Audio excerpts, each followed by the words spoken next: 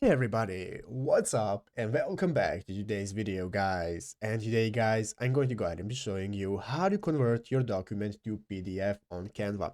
This is a very simple thing to do guys, so make sure to watch this quick and easy video till the very end, follow my steps correctly so you can make sure that this works the same for you and that you can do this yourself.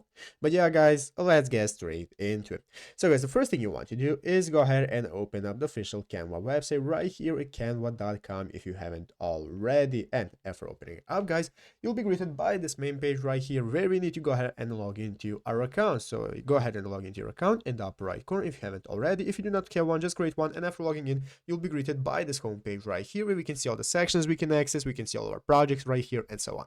So guys, what we want to do first is go ahead and open up the project that we want to convert to PDF. So here's the projects option where you can go ahead and open up, click on projects if you want. I'm going to go ahead and create a new one because I do not have any projects. So in the upper right corner, I'm going to click create and then I'm going to go ahead and create my project. So let's say I'm making a resume. So here in the resume option, this is now going to enable us to go ahead and get started and making our resume. And after you're finished guys and you're satisfied, you have added all your designs and you want to go ahead and convert it to PDF, all you have to do is click the share button in the upper right corner.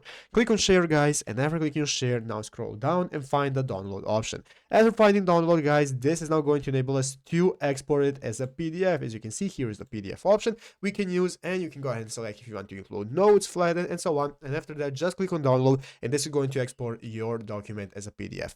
But yeah guys, basically that is how to do it. So I hope this video was helpful. If it was, make sure to leave a like, subscribe to the channel. So you guys, thanks for watching, take care, and bye.